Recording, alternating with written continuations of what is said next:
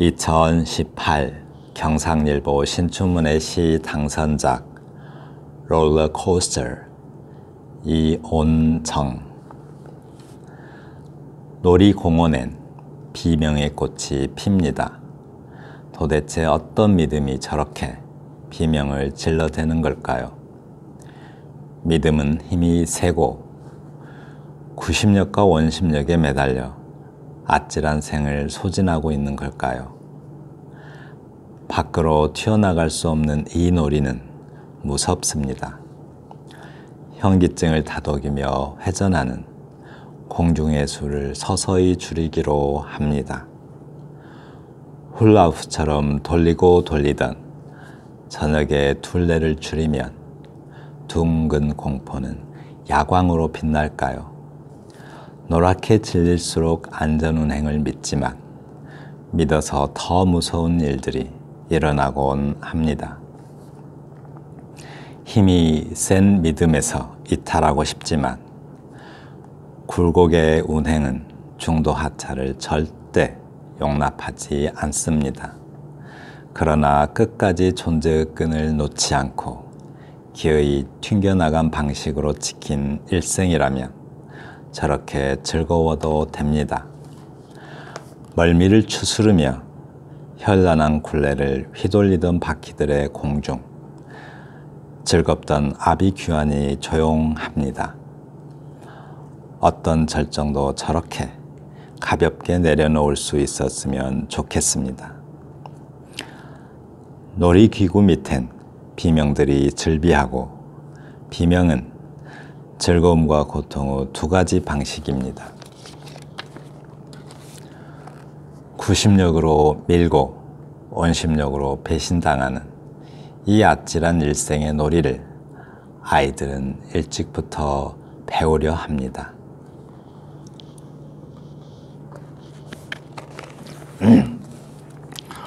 롤러코스터, 원래 터죠, 롤러코스터. 근데 그 트라고 좀 표기가 돼 있네요. 이온정 시인의 시입니다. 이 좀 연륜이 느껴지는 그런 시죠. 롤러코스터. 이게 원래 롤러코스터가 한국말로 뭘까요? 뭐 궤도열차 이렇게 번역을 하죠. 저는 어렸을 때 88열차라고 들었었는데 천천히 한번 보겠습니다. 놀이공원엔 비명의 꽃이 핍니다. 꽃이 핀다는 것은 대체적으로 긍정적이죠. 네, 처음에 놀이공원에서 비명소리가 들리는 것. 놀이공원에 간 사람들은 즐거운 마음으로 가기 때문에 그 비명소리도 처음에는 즐겁게 긍정적으로 들렸겠죠. 도대체 어떤 믿음이 저렇게 비명을 질러대는 걸까요? 라고 했어요. 믿음이라는 것은 우리가 왜 도대체 어떤 믿음이 저렇게 비명을 질러대는 걸까요? 이 말이 참 생각을 많이 해보게 하는 그런 말입니다. 원래 믿음이라는 것은 모르니까 믿는 거죠. 모르니까 믿은 건데 그 믿음이 깨지면 공포가 오는 거죠. 그러니까 어둠이 왜 무섭죠? 앞이 안 보이니까 무섭습니다. 그런데 밝으면은 앞이 환히 보이면 우리는 흔히 안심을 하죠. 그런데 앞에 보이는 게, 눈에 보이는 게 전부일까요? 그렇진 않죠. 근데 눈에 보이는 것들을 우리가 믿고 있는데 그 믿음이 깨지면 비명이 되는 거죠. 그러니까 뭔가를 믿고 궤도열차를 탔듯이 우리는 우리의 삶도 어떤 삶의 궤도에 타게 되죠. 그것을 흔히 말하는 그 운명이라고 하는 건데 그 믿음에, 그러니까 믿음이 배신을 만나면 비명이 된다, 그런 뜻으로 보입니다. 믿음은 힘이 세고 구심력과 원심력에 매달려 아찔한 생을 소진하고 있는 걸까요? 하고 말했어요.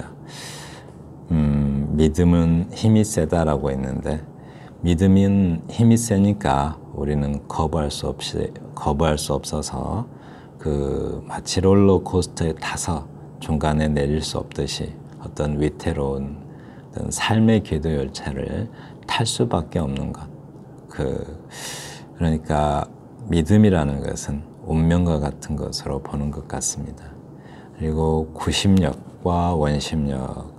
구심력과 원심력을 그 어떤 그러니까 세상에 존재하는 모든 것들은 구심력과 원심력으로 존재합니다. 그러니까 사람으로 친다면 예를 들어서 사람이 존재할 수 있는 것은 구심력과 원심력이 균형을 이루기 때문에 존재할 수 있어요. 만약에 원심력만 있다면 우리는 흩어져서 먼지가 돼버리겠죠. 만약에 구심력만 있다면 우리는 한없이 작아져서 블랙홀처럼 사라져 버리겠죠. 네, 한없이 중력이 한없이 세고 중력만 있고 원심력이 없다면은 점으로 사라져 버리겠죠. 네. 밖으로 튀어나갈 수 없는 이 놀이는 무섭습니다. 라고 했는데요. 어떤 삶이 한 궤도에 들어서면 우리는 그것을 벗어날 수가 없죠. 그러니까 밖으로 튀어나갈 수 없는 이 놀이라고 그래요. 이 놀이기구를 보면서 그러니까 중간에 내릴 수가 없으니까 마치 우리 삶의 궤도가 그런 것처럼 우리가 운명을 벗어날 수 없는 것처럼 그렇게 생각한 것 같습니다. 그래서 우리의 삶이 어떤 놀이기구를 보니까 우리 삶의 운명과 같은 것으로 이렇게 시인은 본 것 같습니다.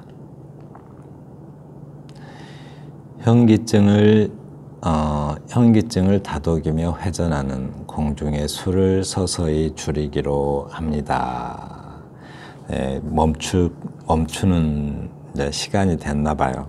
그러니까 멈추면 놀이기구라는 궤도 열차에서는 내리겠지만 어떤 그 삶이라는 궤도 열차에서는 마치 숙명과 같은 것이기 때문에 그 위태로운 삶, 그러니까 우리 삶이라는 궤도 열차는 좀 위태롭죠. 근데 그 위태로운 삶에서는 내릴 수가 없다라는 것을 예고하듯이 아직 시에는 남은 부분이 많습니다. 이렇게 중간에다 이렇게 마치 끝나듯이 이렇게 써놨는데 아직 삶의 궤도 열차에서는 내리지 못한 거죠. 이제 놀이기구에서는 내렸는데 훌라후프처럼 돌리고 돌리던 저녁의 둘레를 줄이면이라고 했어요. 훌라후프 할 줄 아세요? 이거 참 신기해요. 이렇게 떨어지지도 않고 계속 돌리는 거 보면.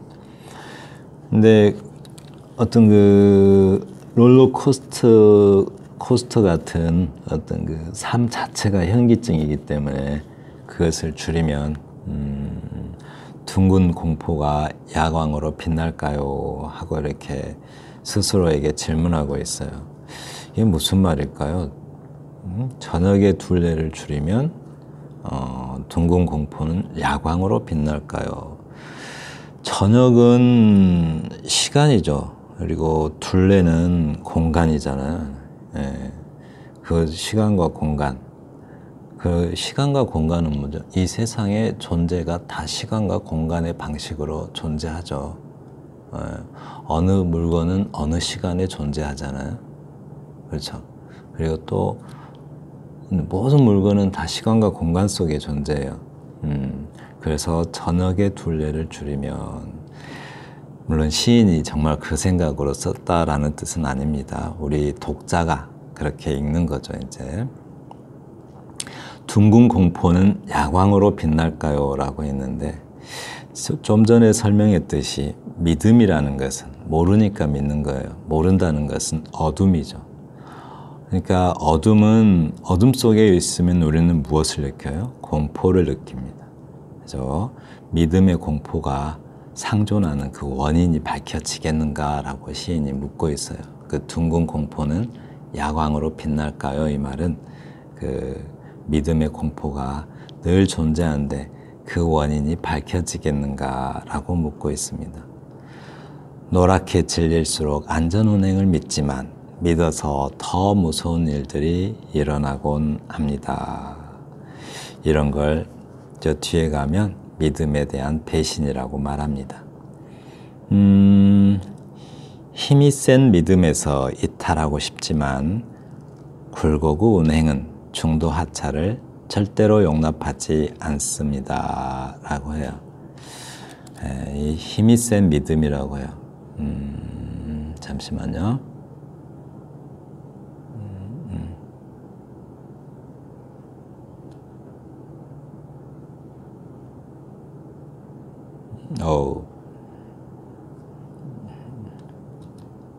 힘이 센 믿음에서 이탈하고 싶지만 굴곡의 운행은 중도 하차를 절대 용납하지 않습니다.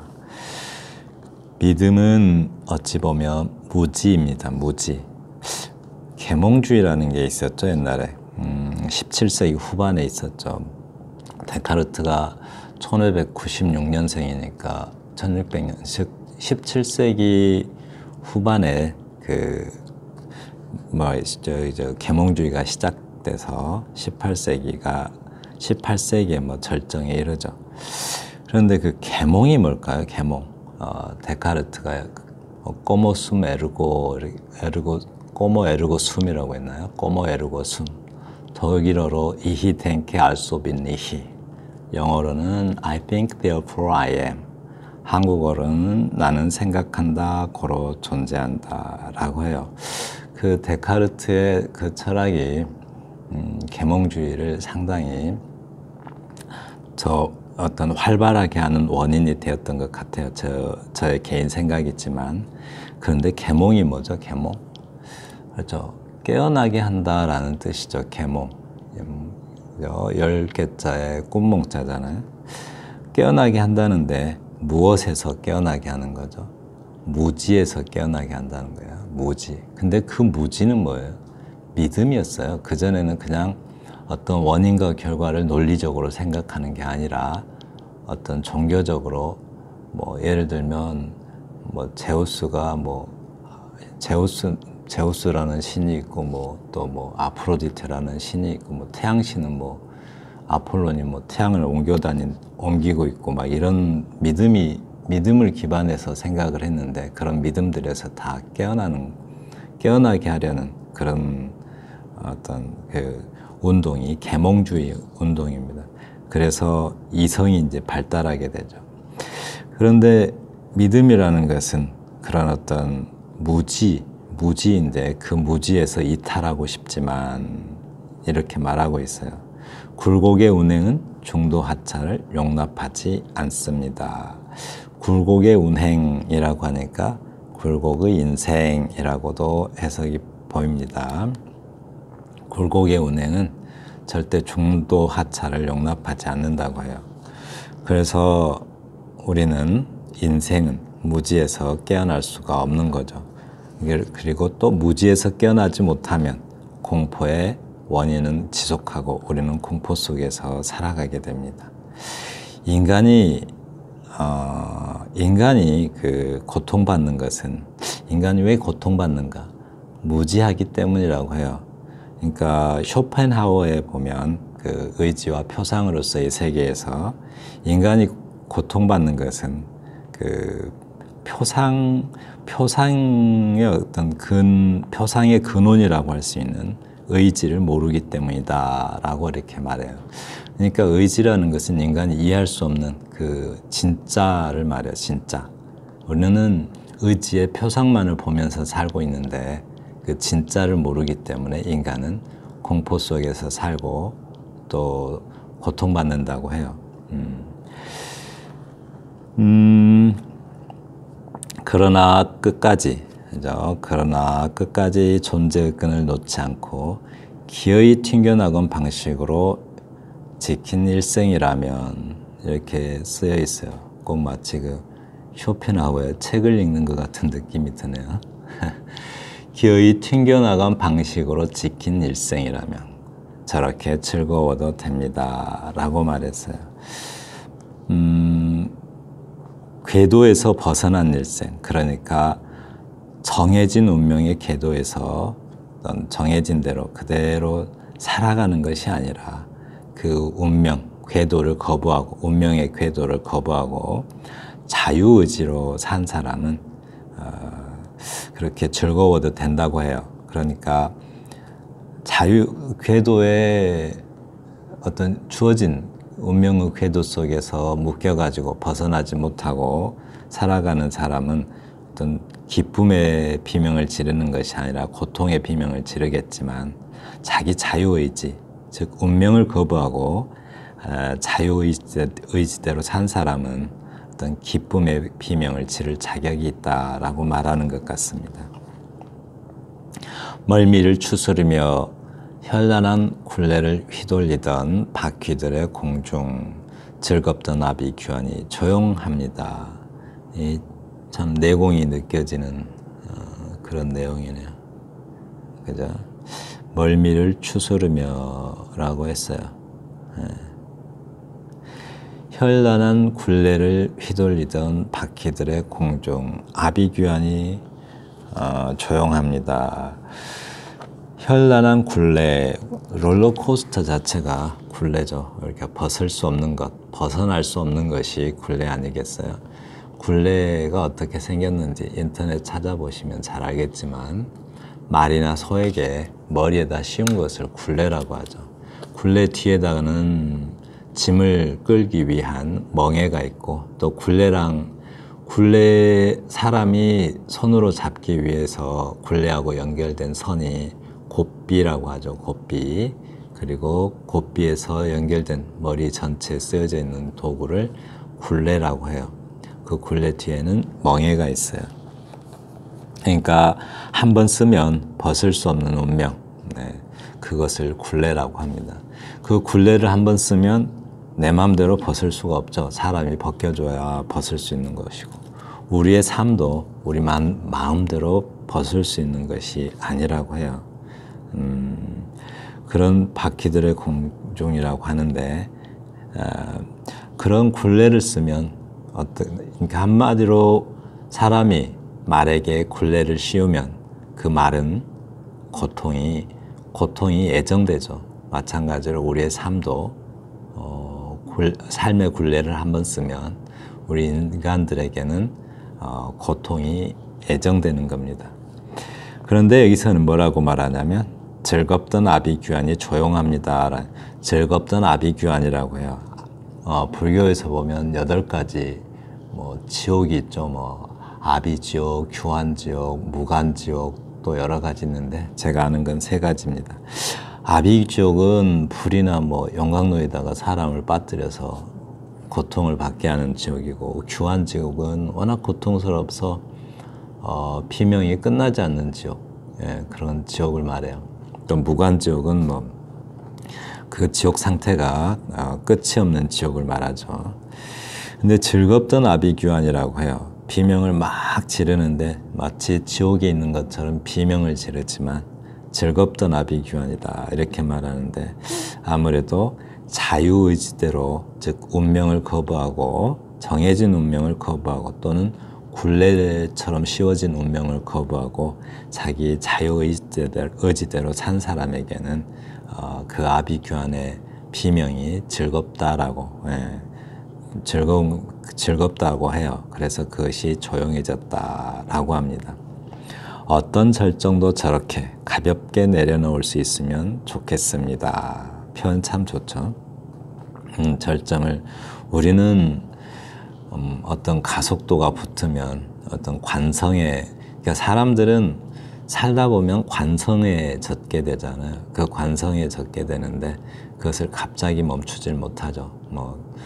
담배 피는 사람들이 흡연을 갑자기 못하고 또 습관이 배기면 그 습관 또 마약에 그 중독된 사람들이 그 마약을 끊지 못하고 이런 것들을 쉽게 못 끊죠. 왜? 관성에 또는 그 관성도 사실 알고 보면 롤러코스터 같은 거죠. 중간에 내릴 수가 없으니까요. 놀이기구 밑엔 비명들이 즐비하고 잠깐만요. 가볍게 내려놓을 수 있으면 좋겠습니다 라고 했는데 그럴 수 없으니까 아쉽다고는 그런 말이죠. 놀이기구 밑엔 비명들이 즐비하고, 비명은 즐거움과 고통의 두 가지 방식이 있습니다 라고 했어요. 즐거움과 고통의 두 가지 방식이 있습니다. 자유의지대로 산 사람에게는 즐거운 비명이 있고, 또 운명의 굴레 속에서 믿음으로 산 사람, 즉 무지의 상태로 산 사람은 고통스러운 비명이 있다라고 말하는 것 같습니다. 그리고